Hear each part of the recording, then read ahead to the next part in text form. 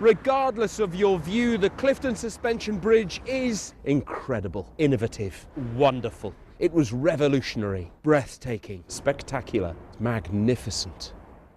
A bridge like no other. It was designed by Isambard Kingdom Brunel, the famed Victorian engineer, a Renaissance man who changed the way the world travelled. But spanning a gorge 700 feet wide and 250 feet deep tested even his ingenuity to its very limits. When the idea was conceived, this was going to be the highest and longest suspension bridge in the world.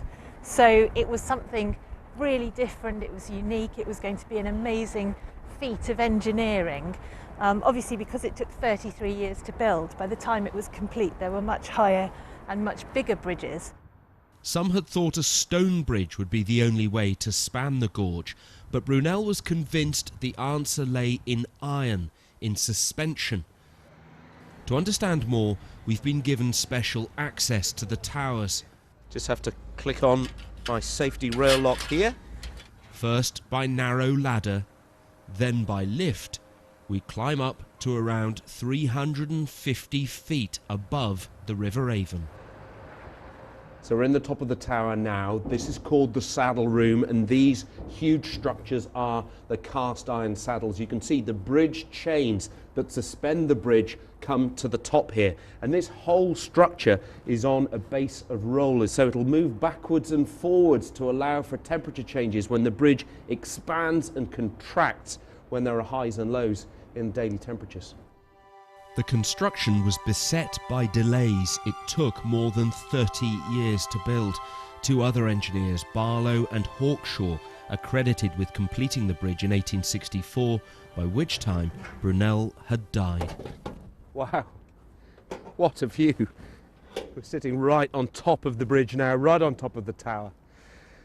Despite how impressive it is, how wonderful the structure is, there is a sense of sadness really, because of course Brunel died 5 years before the bridge was opened, despite all that he achieved in his 54 years. The ships, the bridges, the Great Western Railway. He never saw the Clifton Suspension Bridge open to the public. For a century and a half, the bridge has remained relatively unchanged. It's still used by the occasional horse, but cars cross now at the rate of 3.2 million journeys a year. It's a bridge which has never had to be strengthened.